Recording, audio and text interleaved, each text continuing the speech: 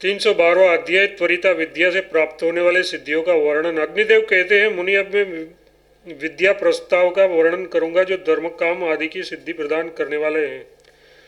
9 कौष्टों के विभाग से विद्या भेद की उपलब्धि होती है। अनुलोम विलोम विलोम योग, समास व्यास योग, कर्ण विकर्ण योग, अर्ध ऊर्ध्व विभाग योग तथा त्रियक योग से देवी के द्वारा जिसके शरीर की सुरक्षा संपादित हुई है वह साधक सिद्धिदायक मंत्रों तथा बहुत से निगर्त प्रवर्तों को जानता है। शास्त्र में मंत्र बताए गए हैं किंतु वहाँ उसके प्रयोग दुर्लभ है। प्रथम गुरु वर्ण ही होता है, उसका पूर्व काल में वर्णन नहीं हुआ है। वह प्रस्ताव में एकाक्षर, द्व्यक्षर तथा त्रयक्षर मंत्र प्रकट हुए। 4-4 कड़ी तथा पड़ी रेखाएं खींचे। इस प्रकार 9 कोष्ठ होते हैं। कोष्ठ मध्य कोष्ठ में आरंभ करके दक्षिण प्रदक्षिण क्रम से मंत्र के अक्षरों का उनमें न्यास करे, तदनंतर प्रस्थान भेदन करे। प्रस्ताव क्रम योग से जो प्रस्ताव को प्राप्त करता है उस साधक की मुट्ठी में सारी सिद्धियां आ जाती है। सारी त्रिलोकी उसके चरणों में झुक जाती है। वह 9 खंडों में विभक्त जम्बूद्वीप की संपूर्ण भूमि पर अधिकार प्राप्त कर लेता है। कापाल मतलब खप्पर पर अथवा स्मशान के वस्त्र सब के ऊपर से उतारे हुए कपड़े पर सब और शिव तत्व लिखकर मंत्रवेता पुरुष बाहर निकले और मध्य भाग में कर्णिका के ऊपर अभिष्ट व्यक्ति विशेष का भोजपत्र पर नाम लिखकर रख दे। फिर खैर की लकड़ी से तैयार किए गए अंगारों द्वारा उस भोजपत्र को तपाकर दोनों पैरों के नीचे दबा दे। ये प्रयोग एक ही सप्ताह में चराचर प्राणियों सहित समस्त त्रिभुवन को भी चरणों में ला सकता है।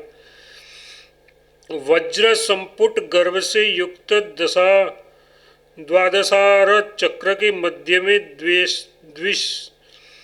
द्वैश्य व्यक्ति का नाम लिख कर रखे। उस नाम को सदाशिव मंत्र से विदर्भित मतलब कुशों द्वारा मार्जित कर दे। उक्त द्वादशाक्र चक्र द्वारा नाम का उसका उल्लेख हल्दी से दीवार पर काष्ठफल पर अथवा शिखा पट्ट पर करना चाहिए। ऐसा करने से शत्रु के मुख गमन शक्ति तथा सेना का भी स्तंभन मतलब अवरोध हो जाता है। स्मशान के वस्त्र पर विष मिश्रित रक्त से षटकोण चक्र का उल्लेख कर उसके मध्य में शत्रु का नाम लिखे। फिर उस चक्र को चारों ओर शक्ति बीज से योजित करके उस पर डंडा रख दे। फिर साधक स्मशान भूमि पर रखे हुए उस शत्रु पर शीघ्र दंड से प्रहार करे। यह प्रयोग उस शत्रु राजा के राष्ट्र को खंडित कर देता है। इसी तरह चक्राकार मंडल बनाकर उसके मध्य भाग में शत्रु के नाम को स्थापित कर दे। चक्र की धार में शक्ति बीज का न्यास करे। शत्रु का नाम लेकर उस पर भावना द्वारा उस चक्रधारक से प्रहार करे, उससे शत्रु का हरण होता है। इसी प्रकार खड़ग के मध्य भाग में गरुड़बीज से साथ शत्रु का नाम लिखकर उसका पूर्ववत विदर्भीकरण करे। उक्त नाम स्मशान भूमि की चिता के कोयले से लिखना चाहिए। उक्त पर चिता के भस्म से प्रहार करे। ऐसा करने से साधक एक ही सप्ताह में शत्रु के देश को अपने अधिकार में कर लेता है। वह छेदन भेदन और मारण से शिव के समान शक्तिशाली हो जाता है। तारक मतलब फट को नेत्र कहा गया है। उसका शांति पुष्टि कर्म में नियोग करे। ये दहनादि प्रयोग शक्तिशालिनी प्रयोग साकिनियों को भी आकर्षित कर लेता है। प्रयोग पूर्वोक्त 9 चक्रों में मध्यगत मंत्राक्षर से लेकर पश्चिम दक्षिणावर्ती कोष्ठ तक के 2 अक्षरों को वक्रतुंड मंत्र के साथ जपने से कुष्ठ आदि जितने भी चर्मगत रोग हैं उन सब का नाश हो जाता है। उससे संशय नहीं है, इसमें संशय नहीं है। ये अर्ध ऊर्ध्व विभाग योग है। मध्य कोष्ठ से उत्तरवर्ती कोष्ठ तक के 2 अक्षर वाले मंत्र को कराली बंधन के साथ जप करे तो वह द्वाक्षरी विद्या यदि साक्षात शिव प्रतिवादी हो तो उसमें भी अपनी रक्षा कराती है। इस प्रकार पश्चिम गत मंत्राक्षर को आदि में रखकर उत्तर कोष्ठ तक के मंत्राक्षरों की वक्रतुंड मंत्र के साथ जप किया जाए तो ज्वर तथा खांसी का नाश होता है। उत्तर कोष्ठ से लेकर मध्य कोष्ठ के मंत्राक्षरों का एक एक साथ जप किया जाए तो साधक की इच्छा के वट के बीज में गुरुता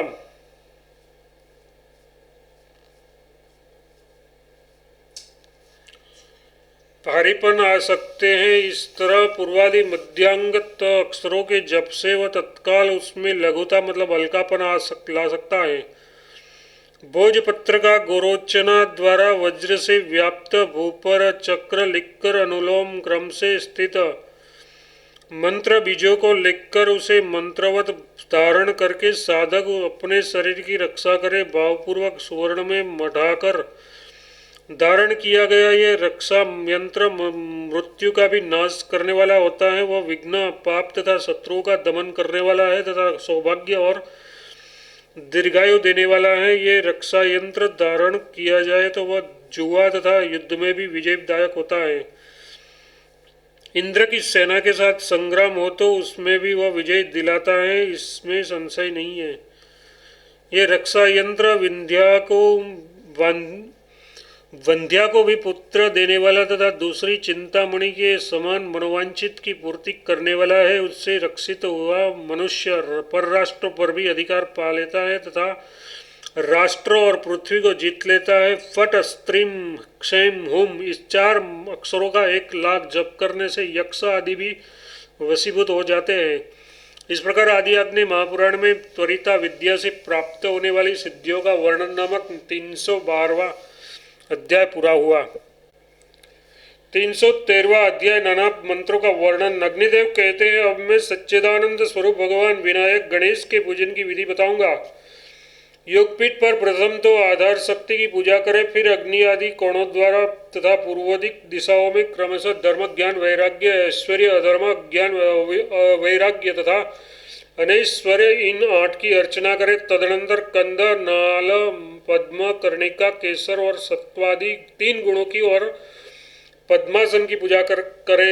इसके बाद त्रिवा ज्वालिनी नंदा सुयसा मतलब भोगदा काम रूपिणी उग्रा तेजोवती सत्या तथा विघ्न नाशिनी इन 9 शक्तियों की पूजा करें। तत्पश्चात गणेश जी की मूर्ति का अथवा मूर्ति के अभाव में ध्यानोक्त गणपति मूर्ति का पूजन करें। उसके बाद हृदयादि अंगों की पूजा करनी चाहिए। पूजन के प्रयोग वाक्य इस प्रकार है। गणंजयाय हृदयाय नमः एकदंताय उत्कटाय शिरसे स्वाहा अचल कर्णने शिखाय वसट गजवक्राय हुम फट कवचाय हुम महोदराय दंड अस्ताय अस्त्राय फट। इन 5 अंकों में से 4 की तो पूर्वादि 4 दिशाओं में और 5वीं की मध्य भाग में पूजा करें। तदनंतर गणंजय गणाधिप गणनायक गणेश्वर वक्रतुंड एकदंत उत्कट लंबोदर गजवक्र और विकटानन इन सब की पद्म दलों में पूजा करें। फिर मध्य भाग में हुम विघ्ननाशाय नमः महेंद्राय धूम्र वर्णाय नमः यों बोलकर विघ्ननाशक एवं धूम्र वर्ण की पूजा करें। फिर बाह्य भाग में विघ्नेश का पूजन करके अब मैं त्रिपुरा भैरवी के पूजन की विधि बताऊंगा। उसमें 8 भैरव का पूजन करना चाहिए। उसके नाम इस प्रकार हैं: असितांग भैरव, रुरु भैरव, चंड भैरव, क्रोध भैरव, उन्मत्त भैरव, कपाली भैरव, भीषण भैरव तथा संग्राम भैरव। ब्राही आदि मूर्तिका का भी पूजन करे। पूजनीय है। इसके नाम इस प्रकार हैं: ब्राह्मी, माहेश्वरी, कौमारी, महेश्वरी, वाराही, इंद्राणी, चामुंडा तथा महालक्ष्मी। अकार आदि ह्रस्व स्वरों के बीच को आदि में रखकर भैरवों की भी पूजा करनी चाहिए तथा आकार आदि दीर्घ अक्षरों के बीच को आदि में रखकर ब्राह्मी आदि मातृकाओं की अर्चना करनी चाहिए। अग्नि आदि चार कोणों में चार बटुकों का पूजन कर्तव्य है। समय पुत्र वटुका, योगिनी पुत्र वटुका, सिद्ध पुत्र वटुका तथा चौथा कुलपुत्र वटुका, ये चार वटुक हैं। इसके अनंतर 8 क्षेत्रपाल पूजनीय है। इसके हेतु का क्षेत्रपाल प्रथम है और त्रिपुरांत द्वितीय, तीसरे अग्नि वेताल, चौथे अग्नि जीव, पांचवें कराल तथा छठे काललोचन है। सातवें एकपाद तथा 8वें भीमाक्ष कहे गए हैं। ये सभी क्षेत्रपाल यक्ष हैं। इस सबका पूजन करके त्रिपुरा देवी के प्रेतरूप पद्मासन की पूजा करें। यथा ऐं क्षैं प्रेत पद्मासनाय नमः, ओम ऐं ह्रीं सौः सौः त्रिपुराय प्रेत पद्मासन समास्थिते नमः। इस मंत्र से प्रेत पद्मासन पर विराजमान त्रिपुरा भैरव की पूजा करें। उसका ध्यान इस प्रकार है। त्रिपुरा देवी बाएं हाथ में अभय एवं पुस्तक विद्या धारण करती है तथा दाएं हाथ में वरद मुद्रा एवं माला जप मालेगा। देवी बाण स्वमुह से भरा तरकस और धनुष भी लिए रहती है। मूल मंत्र से हृदयादि न्यास करे। अब प्रयोग विधि बताई जाती है। गो समूह के मध्य में स्थित हो स्मशान आदि के वस्त्र पर चिता के कोयले से अष्टदल कमल का चक्र लिखे या लिखावे। उसमें द्वेष पात्र का नाम लिखकर लपेट दे। फिर चिता की राख को सनाकर एक मूर्ति बनाए। उससे द्वेष पात्र की स्थिति का चिंतन करके उक्त यंत्र को नीले रंग के डोरे से लिपेटकर मूर्ति के पेट में घुसेड़ दे। ऐसा करने से उस व्यक्ति का उच्चाटन हो जाता है। ज्वाला मालिनी मंत्र, ओम नमो भगवती ज्वाला मालिनी गृदगण परिवृत्ते स्वाहा। इस मंत्र का जप करते हुए युद्ध में जाने वाले पुरुष को प्रत्यक्ष विजय प्राप्त होती है। श्री मंत्र, ओम श्रीं ह्रीं क्लीं श्रेय नमः। चतुर्दल कमल में उत्तरादि दल के क्रमशः धुनिनी, सूर्या, आदित्य और प्रभावती, इन चार देवियों का उक्त मंत्र से पूजन करके मंत्र जपने से स्त्री की प्राप्ति होती है। ये सभी श्री देवियाँ स्वर्णगिरि के समान परम सुंदर कांति वाली हैं। गौरी मंत्र, ओम हैं गौरे नमः। इस मंत्र द्वारा जप, होम, ध्यान तथा पूजन किया जाए तो वह साधक को सब कुछ प्रदान करने वाला है।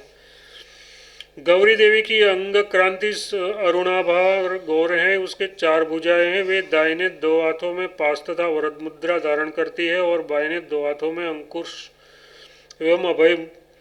शुद्ध चित्त से गौरी देवी की प्रार्थना मतलब आराधना करने वाला बुद्धिमान पुरुष 100 वर्ष तक जीवित रहता है तथा उसे चोर आदि का भय नहीं प्राप्त होता है। युद्ध स्थल में इस मंत्र से अभिमंत्रित जल को पी लेने से अपने ऊपर क्रोध से भरा हुआ पुरुष भी प्रसन्न हो जाता है। इस मंत्र से अंजन और तिलक लगाए। इस मंत्र से अंजन और तिलक लगाने पर वशीकरण सिद्ध होता है तथा जीवाग्र पर उसके लेख से अथवा जप से भी कवित्व शक्ति प्रफुटित होती है। इसके जप से स्त्री पुरुष के जोड़े वश में हो जाते हैं। इसके रूप से सूक्ष्म योनियों के भी दर्शन होते हैं। स्पर्श करने मात्र से मनुष्य वश में हो जाता है। इस मंत्र द्वारा तिल की आहुति देने पर सारे मनोरथ सिद्ध होते हैं। इस मंत्र से 7 बार अभिमंत्रित करके अन्न का भोजन कराने वाले पुरुष के पास सदा स्त्री मतलब धन संपत्ति बनी रहती है। इसके आदि में लक्ष्मी बीज मतलब श्रीम और वैष्णव बीज क्लीम छोड़ दिया जाए तो वह यह अर्धनारीश्वर मंत्र हो जाता है। अनंग रूपा तदनांतुरा पवन वेगा भुवन पाला सर्व सिद्धिदा अनंग मूला अनंग मदना और अनंग मेखला, ये शक्तियाँ है। इसके नाम इसके नाम मंत्रों के जप से लक्ष्मी की प्राप्ति होती है। कमल के दलों में ह्रीं स्वर आदि व्यंजन लिखकर बीच में अभीष्ट स्त्री का नाम लिखें। षष्ठकोण चक्र या कलश में भी लिख सकते हैं। लिखकर उसके उद्देश्य से जप करने पर वशीकरण होता है। नित्य किलन्ना मंत्र इस ओम ह्रीं ऐं नैत्य किलंगने मदद्रवे स्वाहा। किसी ने इस मंत्र को द्वादशार भी माना है। यह दशा में स्वाहा से पहले एम ह्रीं जोड़ा जाए तो ये 6 अक्षरों वाला मूल मंत्र है। 3 बीज और 3 पद पर मिलकर 6 अंग होते हैं। लाल रंग के त्रिकोण चक्र में अष्टदल कमल का चिंतन करके उसमें द्राविणी आदि का पूजन करे तत्पूर्व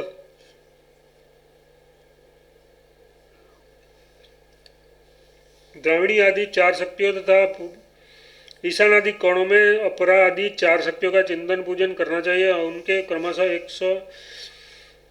उनके क्रमानुसार नाम यो जानने चाहिए। द्राविणी, वामा, ज्येष्ठा, आहद, कारिणी, अपरा, क्षोभिणी, रौद्री तथा गुणादि गुण शक्ति देवी का ध्यान इस प्रकार करके वे रक्तवर्णा है और उसी रंग के वस्त्राभूषण धारण करती है। नाम दो उसके 2 हाथ में वश और अंकुश है। 2 हाथों में कपाल तथा कल्पवृक्ष है। तथा 2 हाथ में उन्होंने वीणा ले रखी है। नित्य अभ्यास मंगला हाथी नित्य अभिया मंगला नववीरा सुमंगला सुभगा और मनोन्ममी तथा द्रवा इन 8 देवियों का पूर्वादि दिशाओं के कमल दलों में पूजन करें। श्री विद्या वर्णतंत्र में ये नाम इस प्रकार मिलते हैं। नित्या सुभद्रा समंगला वनचारिणी सुभगा द्रुभगदा मनोन्मनी तथा रुक्मणी। इसके बाह्य भाग में 5 दलों में कामदेव का पूजन होता है। ओम ह्रीं अनंगाय नमः, ओम ह्रीं स्मराय नमः, ओम ह्रीं मनंथाय नमः, ओम ह्रीं माराय नमः। कामदेव के हाथियों के पास अंकुश धारण और धनुष और बाण का चिंतन करें। इसके भी बाह्य भाग में 10 दलों में क्रमशः रति, विरति, प्रीति, विप्रीति, मति, दुर्मति, ध्रुति, विद्रुति, तुष्टि, वितृष्टि इन 5 क्रमों को पूजन करें।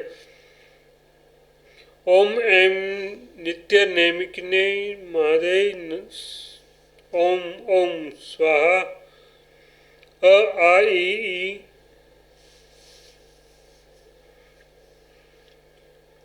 ई ऊ रू लू लू ए अ ए ओ अं अ क ख ग घ च छ ज झ थ ड ण यरलवस। नित्य क्लीन भद्रवे स्वाहा। ये नित्य क्लीना विद्याएं विद्या सिंहासन पर आराध्य शक्ति तथा पद्मा का पूजन करके उसके दलों के हृदय आदि अंगों की स्थापना एवं पूजन करके आसन पूजा करने के अनंतर मध्य कर्णिका में देवी की पूजा करनी चाहिए। ओम ह्रीं गौरी रुद्रदनीये ओम फट स्वाहा। इस प्रकार आदि आग्नेय महापुराण में नाना प्रकार के मंत्रियों का वर्णन नामक 313वां अध्याय पूरा हुआ। 314वां अध्याय त्वरिता के पूजन तथा प्रयोग का विज्ञान। निग्रह यंत्र अग्निदेव कहते हैं, मुने ओम ह्रीं ह्रूं खे च छै क्षम स्त्रीं हुं क्षैं ह्रीं फट त्वरताय नमः। इस मंत्र से न्यायपूर्वक त्वरिता देवी की पूजा करें। उसके द्विभुज या अष्टभुज रूप का ध्यान करें। आधार शक्ति तथा अष्टदल कमल का पूजन करें। सिंहासन और उसके ऊपर विराजित त्वरिता देवी की तथा उसके चारों ओर हृदयादि अंगों की पूजा करें। पूर्वादि दिशाओं में हृदयादि अंगों की पूजा करके मंडल में परिणीता तथा गायत्री की पूजा करें। देवी के अग्रभाग से केसर से लेकर प्रदक्षिण क्रम से 6 केसरों में 6 अंगों का पूजन करके अवशिष्ट 2 में परिणीता तथा गायत्री का पूजन करना चाहिए। इसके बाद 8 दलों में हुंकारी, खेचरी, चंडा, छेदिनी, क्षेपिणी, स्त्री, हुंकारी तथा क्षेमकारी की पूजा करें। फिर मध्य भाग में देवी के सामने पटकारी की अर्चना करें। देवी के सन्मुखवर्ती द्वार के दक्षिण तथा वाम पार्श्व में जया एवं विजया की पूजा करके द्वाराग्रभाग में किंकराय रक्ष रक्ष त्वरिताक्षयाय क्षीरो स्थिरो भव हुम फट किंकराय नमः। इस मंत्र से किंकर का पूजन करना चाहिए। त्वरिता मंत्र से तिलो द्वारा होम करने से संपूर्ण अभिष्ट वस्तुओं की प्राप्ति होती है। मंत्रोच्चारण पूर्वक देवी के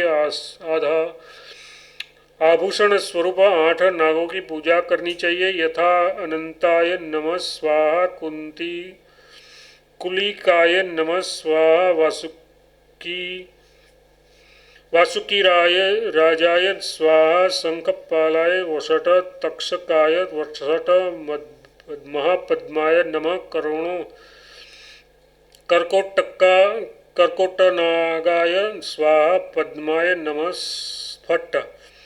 निग्रह यंत्र 10 खड़ी रेखाएं खींचकर उन पर 10 पड़ी रेखाएं खींचे तो 21 पद मतलब कोष्ठ बन जाते हैं।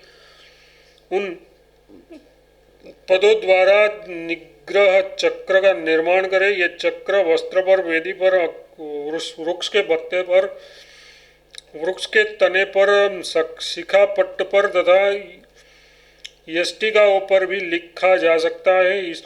इसके मध्यवर्ती कोष्ठ में साध्य मतलब शत्रु आदि का नाम लिखे। उन नाम को 2 रम बीजों द्वारा आवेष्टित कर दे। यथार्थ 2 रम बीजों के बीच में साध्य नाम लिखना चाहिए। उसके पार्श्व भाग में पूर्वादि दिशाओं की 4 पट्टिकाओं में भ्रूम श्रुम श्रुम ह्रुम इन 4 बीजों को लिखे। फिर ईशान आदि कोणों में भीतर की ओर कालरात्रि मंत्र, काली अनुष्टम सर्वत्र भद्र लिखे तथा बाहर की ओर यमराज मंत्र यम अनुष्टम का उल्लेख करे। यदि साध्य व्यक्ति पुरुष है तब तो यही क्रम ठीक है। यदि वह स्त्री हो तो उन पर अनुग्रह के लिए भीतर की ओर यम अनुष्टुप मंत्र लिखा जाए तो बाहर की ओर काली अनुष्टुप मंत्र का लिखे किया जाए। वह श्री विद्या वर्ण तंत्र में विशेष बात कही गई है। काली अनुष्टुप मंत्र काली मार माली कालिक्षा यम मंत्र के बाह्य भाग में चारों ओर रम लिखे। फिर रम के नीचे यम लिखे। इसके मरणात्मक निग्रह यंत्र संपादित होता है। नीम की गोंद और मज्जा रक्त तथा विष से मिश्रित शाही से थोड़ा चिता का कोयला कूट पीसकर मिला दे और उससे पिंगल वर्ण की दावत में रखे। फिर कौण के पंख की कमल से उक्त निग्रह यंत्र को लिखकर उसे स्मशान भूमि में या चौराहे पर किसी गड्ढे में नीचे की ओर गाड़ दे अथवा बाबी की मिट्टी में उठे डाल दे अथवा बहेड़े के वृक्ष की डाली के नीचे भूमि के गाड़ दे। ऐसा करने से सभी शत्रुओं का नाश हो जाता है। अनुग्रह चक्र कृष्ण पक्ष में भोजपत्र पर, भूमि पर तथा दीवार पर लाक्षा के रंग से गुड़ कुंभ से अथवा खड़िया मिट्टी से चंदन से अनुग्रह चक्र लिखे। यह अनुग्रह चक्र पूर्वोक्त निग्रह चक्र की भांति 81 पदों का होना चाहिए। मध्य कोष्ठ में साध्य व्यक्ति का नाम लिखे, उस नाम को ठन ठन के मध्य में रखे। पूर्वादि विधि में जुम सा वसट का उल्लेख करे। ईशानादि कोण से प्रारंभ करके विधि को छोड़ते हुए अग्निकोण पर्यंत लक्ष्मी का अनुष्टम मंत्र जो सर्वत्र भद्र बंद में निबद्ध है लिखे। उस ये ऊपर की 4 पंक्तियों में पूरा हो जाएगा। तत्पश्चात नीचे की 4 पंक्तियों में सबसे नीचे के नैऋत्य कोणस्थ कोष्ठ में कोष्ठ से आरंभ करके दाहिने से बाएं पार्श्व की ओर लिखे। निचली पंक्ति के बाद ऊपरी पंक्ति में भी बाएं से दाहिने लिखे। इस तरह 4 पंक्तियों में यही लक्ष्मी मंत्र पूरा लिख दे। ये मंत्र इस प्रकार है। श्रीम सामा या मा सा श्रीम सानो या सें ग्रें गें या सो सा मा या लीला ला लील या मा या क्षेम ला ले ली ला ए या। चक्र के बाहर भाग में चारों ओर त्वरिता मंत्र लिखे। प्रत्येक दिशा में एक बार इस प्रकार 4 प्रकार इस मंत्र लिखा जाएगा। फिर ये उस चौकोर चक्र को इस प्रकार गोल रेखा से घेर दे जिससे वह कलश के भीतर हो जाए। उक्त कलश के नीचे एक कमल बनाकर उस पर उस कमल की स्थापित किया हुआ दिखाए। उनकी ओर कलश के मुख की सी आकृति बना दे। 2 वृत्ताकार रेखाओं से कलश की आकृति स्पष्ट करनी चाहिए। कलश के मुख पर 2 आड़ी रेखाएं खींचकर उन रेखाओं के बीच में नव इस प्रकार की माला सी बनाकर उस माला से घट को परिपूरित किया दिखाए। इस प्रकार इस चक्र का मनोरथ पूर्ति के लिए तंत्र शास्त्रोक्त रीति से प्रयोग करें। कमल पर स्थापित पद्म चक्र लिखकर उसे धारण किया जाए तो वह मृत्यु को जीतने वाला तथा स्वर्ग की प्राप्ति कराने वाला है। यह शांति के साधनों में भी परम शांतिप्रद है। सौभाग्य आदि देख देने वाला है। 12 खड़ी रेखाओं पर 12 पड़ी रेखा खींचकर बराबर 181 कोष्ठ बनावे। उसके मध्य कोष्ठ में साध्य का नाम लिखे। फिर ईशान कोण वाले कोष्ठ से आरंभ करके प्रदक्षिण क्रम से 12 बार त्वरिता विद्या के अक्षर लिखे। मायाबीज हिम को छोड़कर ही मंत्र लिखना चाहिए। रेखाओं के अग्रभागों पर बारंबार त्रिशूल अंकित करे। इस यंत्र को जप द्वारा सिद्ध कर ले। मध्य कोष्ठ में साध्य नाम के पहले ओम तथा अंत में ओम फट जोड़ दे। त्वरिता विद्या के वर्णों को क्रम से ही लिखना चाहिए। अंत में नीचे की ओर वसट जोड़ देना चाहिए। वह प्रत्ययगिरा विद्या कहलाती है जो संपूर्ण मनोरथ एवं प्रयोजन को सिद्ध करने वाली है। 81 कोष्ठ वाले चक्र में आदि में ही वर्ण क्रम से अनुसार संपूर्ण विद्या चक्रों में त्वरिता विद्या के अक्षर लिखे। 6 बार मंत्र लिखने के बाद अंत में शेष कोष्ठों में साध्य का नाम तथा उसके अंत में वसट लिखे। यह दूसरी प्रत्यरिंगा विद्या है जो समस्त कार्य आदि की सिद्धि करने वाली है। 64 कोष्ठ वाले चक्रों में भी निग्रह चक्र और अनुग्रह चक्र लिखे। ये अमृत विद्या है। उसके मध्य कोष्ठ में क्रीम साम हुम और साध्य नाम लिखे। पाठांतर के अनुसार उस चक्र के मध्य भाग में साध्य का नाम तथा उसके उभय पार्श्व में हिम लिखे। उसके बाह्य भाग में 12 दल कमल कर बनाकर उसके दलों में त्वरिता विद्या को विलोमन क्रम से लिखे। यथार्थ पहले फट लिखे, फिर पूर्व के अक्षर, फिर उसे हिंकार युक्त 3 वृत्ताकार पंक्तियों से वेष्टित करे। कुंभाकार कुंभकार यंत्र के भीतर लिखे इस विद्या को धारण किया जाए तो वह समस्त शत्रुओं का नाश करने वाली है और वह सब कुछ देने वाली होती है। यदि रोगी के कान में इसका जप किया जाए तो सर्पादि विष भी शांत हो जाते हैं। यदि इसके अक्षरों के अंकित अथवा इस यंत्र से अंकित डंडों द्वारा इसके शरीर पर ठोका जाए तो उसके भी विष का शमन हो जाता है। इस प्रकार आदि आग्नेय महापुराण में त्वरित मंत्र के प्रयोग का वर्णन नामक 314वां अध्याय पूरा हुआ।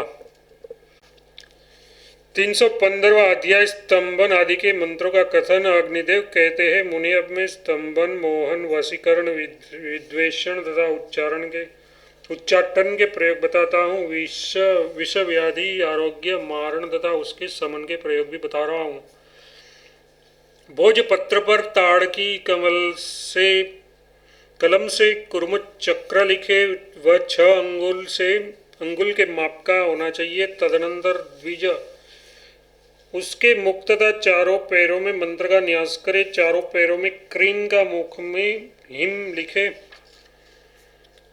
गर्भस्थान में त्वरिता विद्या का उल्लेख करके पृष्ठभाग में नाम सांध्य नाम लिखे। फिर माला मंत्रों से वेष्टित करके उन यंत्र को ईंट के ऊपर स्थापित करे। तत्पश्चात उसे ढककर कुर्म पित्तक कराल मंत्र से अभिमंत्रित करे। महाकुर्म का पूजन करके चरणोदक को शत्रु के उद्देश्य से फेंके तथा शत्रु का स्मरण करके उन्हें 7 बार बाएं पैर से ताड़ित करे। उससे मुखभाग से शत्रु का स्तंभन होता है। भैरव की मूर्ति लिखकर उसके चारों ओर निम्नांकित माला मंत्र लिखे। उसके बाद फट और हेतु प्रयोग का उद्देश्य लिखकर उक्त मंत्र का जप करते हुए उस महाबली भैरव के नाम वाम हाथ में नग मतलब पर्वत या वृक्ष और दाहिने हाथ में शूल लिखे। तदनंतर अघोर मंत्र लिखे। इससे वह संग्राम में शत्रुओं को स्तंभित कर देता है। ओम नमो भगवते भगवा मालिनी विस्फुर स्पंदन नील नित्य किन्ने द्रव हुम संग क्रिंकाराक्षरे स्वाहा। इस मंत्र का जप करते हुए रोचना आदि से तिलक करने पर मनुष्य सारे जगत को मोहित कर सकता है। ओम फैम हुम फट फ्लत्वारिणी हिम ज्वल त्रैलोक्य मोहन मोहे गुत्कालिके स्वाहा। इसके तिलक करके मनुष्य राजा आदि को भी वश में कर लेता है। जहाँ गधा बैठा हो उस स्थान की धूल, शव के ऊपर चढ़ा हुआ फूल तथा स्त्री के रज में संग्रम वस्त्र का टुकड़ा लेकर रात में शत्रु की सैया आदि पर फेंक दे। उससे उसके स्वजनों में विशेष विद्वेष उत्पन्न हो जाता है। गाय का खुर और भृंग, घोड़े की टाप का कटा हुआ टुकड़ा तथा सांप का सिर, इन सबको कूट कर एक में मिला दे और द्वेष पात्र के घरों पर फेंक दे। उससे शत्रु वर्ग का उच्चाटन होता है। करेन की पीली सिफा मतलब मूल या जड़ मारण के प्रयोग में संसिद्ध सफल हुए। सांप और छछुंदर का रक्त तथा कनेर का बीज भी मारण रूपी प्रयोजन का साधक है। मरे हुए गिरगिट, भ्रमर, केकड़ा और बिच्छू का चूर्ण बनाकर तेल में डाल दे। उस तेल को अपने शरीर में लगाने वाला मनुष्य कोढ़ी हो जाएगा।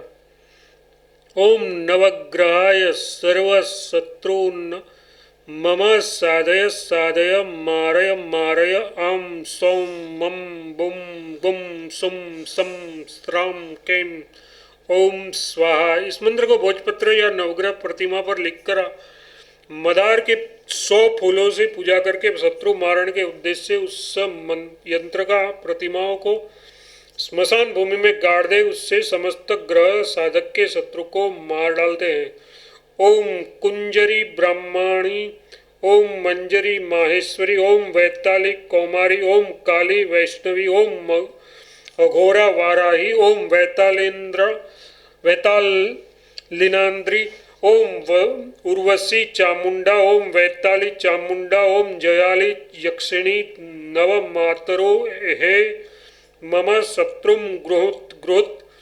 भोजपत्र पर इस मंत्र को लिखे, शत्रु पद के स्थान में शत्रु के नाम का निर्देश करे, फिर स्मशान भूमि में इस यंत्र की पूजा करे तो शत्रु की मृत्यु हो जाती है। इस प्रकार आदियाग्नि महापुराण में स्तंभन आदि के मंत्र का कथन नामक 315वां अध्याय पूरा हुआ। 316वां अध्याय त्वरिता आदि विविध मंत्र एवं कुब्जी का विद्या का कथन। अग्निदेव कहते हैं, मुनि पहले हुम रखे, फिर रखे च छे, ये 3 पद जोड़कर मंत्र की शोभा बढ़ाए। तत्पश्चात क्षम स्त्रीम ह्रूम क्षैम लिखकर अंत में फट जोड़ दे। कुल मिलाकर हुम खे च छे क्षम स्त्रीम हुम क्षैम हिम फट, ये दशाक्षरा त्वरिता विद्या हुई। ये विद्या समस्त कार्यों को सिद्ध करने वाली तथा विश्व सर्पादि का मर्दन करने वाली है। खे च छे, ये त्रयक्षर विद्या काल मतलब अथवा काले सांप के डसे हुए को भी जीवन देने वाली है। हुम ओम हुम खेम क्षम, इस चतुरक्षणी रक्षरी विद्या का प्रयोग विष एवं सर्पदंश की पीड़ा को नष्ट करने वाला है। पाठांतर विष शत्रु प्रमदन के अनुसार उस उक्त विद्या का प्रयोग विष एवं शत्रु की बाधा को दूर करने वाला है। स्त्रीम हुम फट, इस विद्या का प्रयोग पाप तथा रोग आदि पर विजय दिलाता है। खे च, इस त्रयक्षर मंत्र का प्रयोग शत्रु एवं दुष्ट आदि की बाधा को दूर करता है। हुम स्त्रीम हुम, इस मंत्र का प्रयोग स्त्री आदि को वश में करने वाला है। खे स्त्रीम खे, इस मंत्र का प्रयोग कालसर्प का डसे गए मनुष्य के जीवन की रक्षा करता है तथा शत्रुओं पर विजय दिलाता है। क्षम स्त्रीम क्षम, इसका प्रयोग वशीकरण तथा विजय का साधक है। कुब्जी का विद्या ऐम हीम स्त्रीम अस्ख क्रे हसोह, ओम नमो भगवती असख फ्रे कुब्जिके स्त्रु अस्त्रु अघोरे अघोरे अघोरमुखी थ्राम श्रीम क्रिं क्रिं विच्चे असो अस खे ख्रे श्रीं ह्रीं ऐं। ये श्रीमती कुब्जिका विद्या सब कुछ कार्यों को सिद्ध करने वाली मानी गई है। अब उन मंत्रों का वर्णन किया जाएगा जिसका उपदेश भगवान शंकर ने स्कंद को दिया था। इस प्रकार आदियाग्नि महापुराण में त्वरिता आदि नाना मंत्रों का तथा कुब्जिका विद्या का वर्णन नामक 316वां अध्याय पूरा हुआ। 317वां अध्याय सफलादि मंत्रों के उद्धार का क्रम। भगवान शिव कहते हैं, स्कंद सफल निष्कल शून्य कलाढ्य समक्लंकृत सबलंकृत क्षपण क्षय अतहस्थ कंठोष्ठ तथा 8वां शिव, ये प्रासाद परासंगक मंत्र के 8 स्वरूप माने गए हैं। कलाढ्य मतलब सकल के और शून्य निष्कल के अंतर्गत है। ये शब्दमयी मंत्र साक्षात सदाशिव रूप है, उसके जप से संपूर्ण सिद्धियों की प्राप्ति होती है। अमृत अंशुमान इंद्र ईश्वर उग्र उहक एक पाद एल औज औषध अंशुमान और वसी, ये क्रमशः अकार आदि 12 स्वरों के वाचक है। यथा अ आ ई तथा आगे जो शब्द दिए जा रहे हैं ये ककार आदि अक्षरों के सूचक हैं। कामदेव शिखंडी गणेश काल शंकर एक नेत्र द्विनेत्र शिखी त्रिशिखी दीर्घबाहु एकपाद अर्धचंद्र वलय योगिनी प्रिय शक्तिश्वर महाग्रंथि तर्पक स्थाणु दंतुर निधीश नंदी पद्म शाकिनी प्रिय मुखबिंब भीषण यम प्राण तेजस्वी शक्र उदधि श्रीकंठ सिंह शशांक विश्वरूप तथा नारसिंह। क्ष विश्वरूप यथार्थ हकार को 12 मात्राओं से युक्त करके इसे लिखे। इस प्रकार ये 12 बीज होते हैं जो अंगन्यास एवं करन्यास के उपयोग में आते हैं। विश्वरूप ह को अंशुमान अनुस्वार ओज मतलब ओकार, ओकार से युक्त करके खाया जाए, उसमें शशि बीज मतलब स का योग न किया जाए तो ओ। ये प्रथम बीज उद्धत होता है जो विषान से संबंध है। उपयुक्त 12 बीजों में 5 अश्वयुक्त बीज माने गए जाते हैं और 6 दीर्घ बीज। पहली और 11वीं मात्रा में एक ही हम बीज बनता है। हम, हिम, हुम, हैम, हो, ये 5 अश्व युक्त बीज है तथा शेष दीर्घयुक्त स्व बीजों में विलोम गणना से ह्रोम प्रथम है।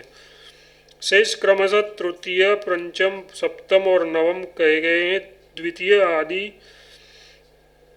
दीर्घ है। तृतीय बीज है हेम, ये तत्पुरुष संबंधी बीज है, ऐसा जानो। पांचवा बीज हुम है जो दक्षिण दिशावर्ती मुख अघोर का बीज है। सातवां बीज है हिम, इसे वामदेव का बीज जानना चाहिए। इसके बाद रस मतलब अमृत संज्ञक मात्रा आकार से युक्त अनुस्वार आकार यथार्थ हम बीज है। वह उपयुक्त गणना क्रम से नवा है और सदोजात से संबंध है। इस प्रकार उक्त 5 बीजों से युक्त ईशानादि मुखों को ब्रह्म पंचक कहा गया है। इसके आदि में प्रणव तथा अंत में नमः जोड़ दे। ईशान आदि नामों का चतुर्थ्यंत प्रयोग करे तो सभी उसके लिए पूजोपयुक्त मंत्र हो जाते हैं तथा ओम, होम, ईशानाय नमः इत्यादि। इस प्रकार ओम, हैम, सद्योजाताय नमः ये सदोजात देवता का मंत्र है। द्वितीय, चतुर्थ आदि मात्राएं दीर्घ हैं, अतः उसका हृदय आदि अंगों में न्यास किया जाता है। द्वितीय बीज को बोलकर और हृदय और अंग मंत्र नमः बोलकर हृदय में न्यास करे। यथा हम हृदयाय नमः हृदय। चतुर्थ बीज शिरो मंत्र है जो हकार में ईश्वर तथा अंशुमान जोड़ने से संपन्न होता है। यथा हिम शिरसे स्वाहा शिरसी। विश्वरूप ह में उहक मतलब उ का अनुस्वार जोड़ने पर छठा बीज है हुम बनता है। उसे शिखा मंत्र जानना चाहिए। यथा हुम शिखाए वसट शिखायाम हुम। यथार्थ कवच का मंत्र 8वां बीज है। यथा हेम कवचाय हुम बाहु मूलयो। 10वां बीज हिम नेत्र मंत्र कहा गया है। यथा होम नेत्रत्रयाय वषट नेत्रयो। अस्त्र मंत्र वसी मतलब विसर्ग युक्त है। शिखी ध्वज, इसे शिव संज्ञक माना गया है। यथा हम अस्त्राय फट, इसके चारों ओर तर्जनी और अंगुष्ठ द्वारा ताली बजाए। हृदयादि अंगों की 6 जातियां क्रमशः इस प्रकार है। ओम इस प्रकार है नमः स्वाहा वसट हुम वसट तथा फट। अब मैं प्रासाद मंत्र बताता हूँ। हिम होम हुम ये प्रासाद मंत्र है। 3 बीज है, इसे कुटित संज्ञा दी गई है। इस प्रकार ये प्रासाद मंत्र समस्त कार्यों को सिद्ध करने वाला है। हृदय शिखा आदि बीजों का पूर्वोक्त रीति से उद्धार करके वसटकार पर्यंत सब अंगों का न्यास करना चाहिए। अर्धचंद्राकार आसन दे भगवान पशुपति कामपूरक देवता है तथा सर्पों से विभूषित है। इस प्रकार ध्यान करके महापाशुपतास्त्र मंत्र का जाप करे। ये समस्त शत्रुओं का मर्दन करने वाला है। ये सकल कला सहित प्रासाद मंत्र का वर्णन किया गया।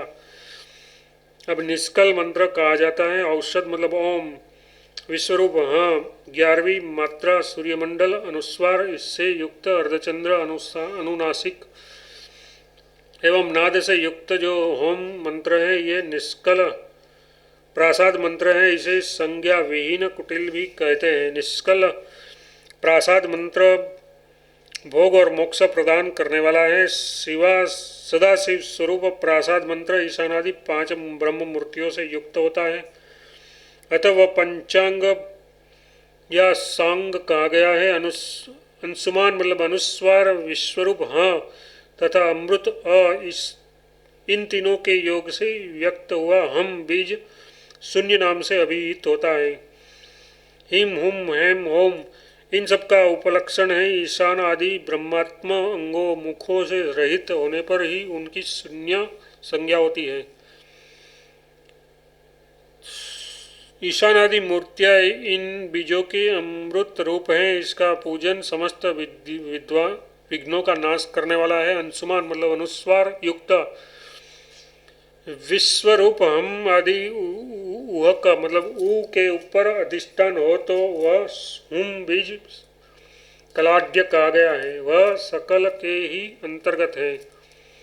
सकल के ही पूजन और अंगन्यास आदि सदा होते हैं। इसी तरह जो शून्य कहा गया है वह निष्कल के ही अंतर्गत है।